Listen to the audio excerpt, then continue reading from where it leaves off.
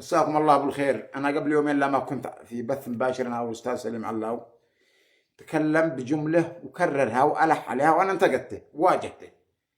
قال إن إحنا كمجتمع بيضاني يتم التعامل معنا في جميع المحافظات بدرجة استثنائية، يعني يعاملونا على قد عقولنا لكن ما يحسبوا لنا قيمة.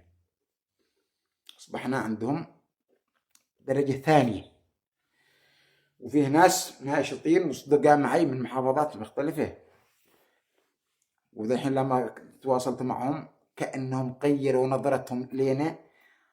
حاولت اني افهم من بعضهم، طلعوا حاقدين علينا على حملة مقاطعة مطعم القاضي. يا اخي ايش دخل ابوك؟ هذه ثقافتنا. يكفي ابوك منا الغيرة ان احنا نغار على ارضك في صنعاء، في الحديدة، في المارة، في سيئون، في حضرموت، في مارب. قيرتنا عليكم في اي محافظة نغار على اي منهم، لكن احنا بدو تعاملوا معنا كدرجة استثنائية.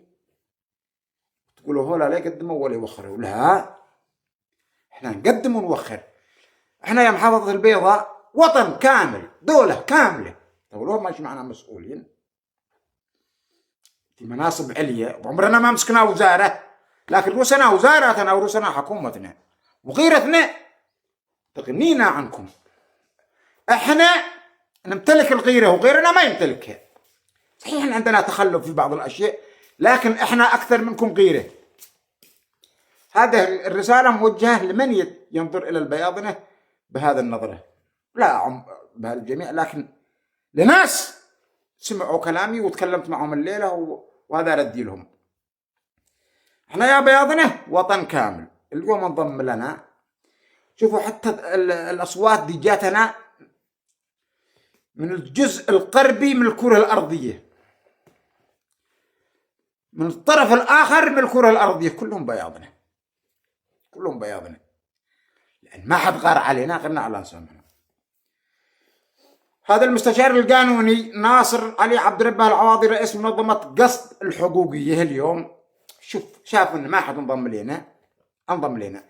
ما احنا معنا في مارب قادة الويه، قادة أركان، قادة محاور وضباط وأفراد، ومعنا في صنعاء ومعنا في ذمار. بيضامنوا معنا. احنا لو نقول بالقضية عنصرية، لأن ما حناش عنصرية، لكن إذا عنصرنا فمعانا هناك فنادق قاعد الجبان على مقاطعة أصحاب عمرة، مقاطعة، لكن لا.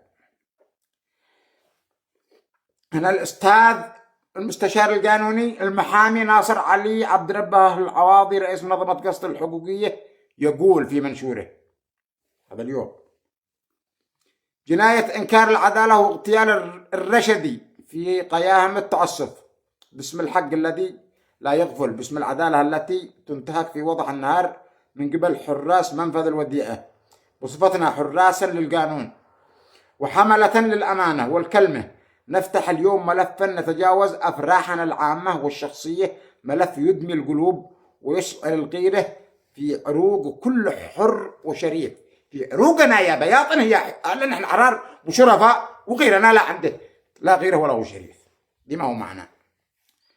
ملف المقدور به حيا وميتا محمد ناجي محمد الرشدي. إننا لا نتحدث هنا عن خطأ إجرائي عابر، بل نحن أمام جريمة مكتملة الأركان من استغلال السلطة واختلاس الأموال ونهب الحقوق وتقييب الضمير ارتكبت جهة ضبط ائتمنها الوطن على أمنه، فاستحالت سيفا مسلطا على رقاب الضعفاء. تأملوا معي يا أولي الألباب هذا العبث المنظم. 1.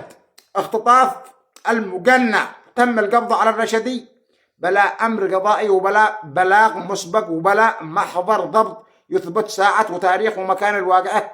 إن القبض دون محضر رسمي في عرف القانون هو اختطاف قسري واعتداء سافر على حرمة الإنسان. تجرد من كل مسوق قانوني أو إخلاقي.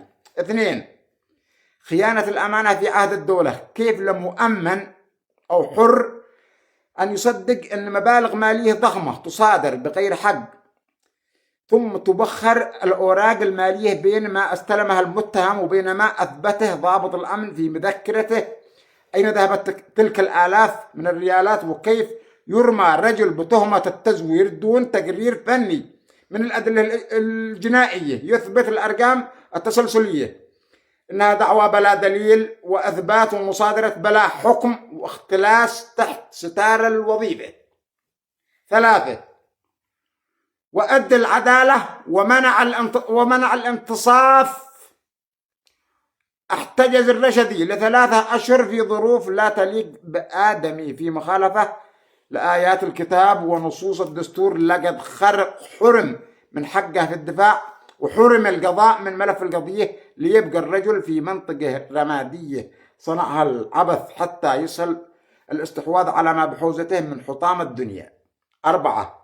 القهر الذي يفتت الأكباد. إن إنكار العدالة في منفذ الوديعة وتقييب الملف القانوني هو الذي جعل الرشدي يقف عاجزا أمام المحكمة المدنية بالسوادية، عاجزا عن إثبات إن ماله مغتصب لدى جهة الضبط.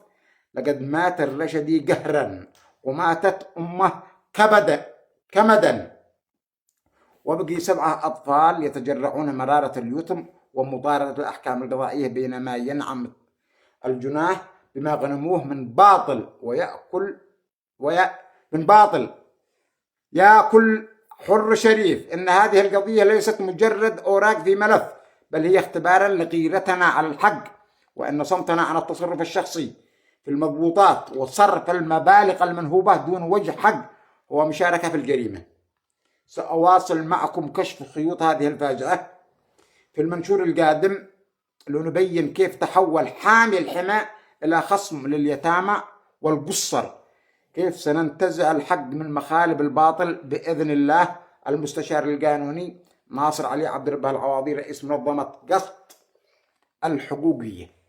كفو يا سنايدي، احنا يا بياضنا فينا المحامي وفينا الحقوقي وفينا الدكتور وفينا الجندي وفينا القيرة وفينا البدوي وفينا كل ما يلزمنا دولة كامل. خل من هو مستهزئ بنا يكون زق. ما احنا في دور حد، حقنا بناخذه تقولوا احنا بدو لما ينظروا لنا عندنا صبر والحكمة وناخذ حقنا بحكمة ومعنا مفاجآت تقلب الطاولة الوديعة وملف الوديعة وضباط الوديعة وعصابة الوديعة. مفاجآت تدوي بركان على حكومة مارب بشكل عام. هذا علمي وسلامتكم.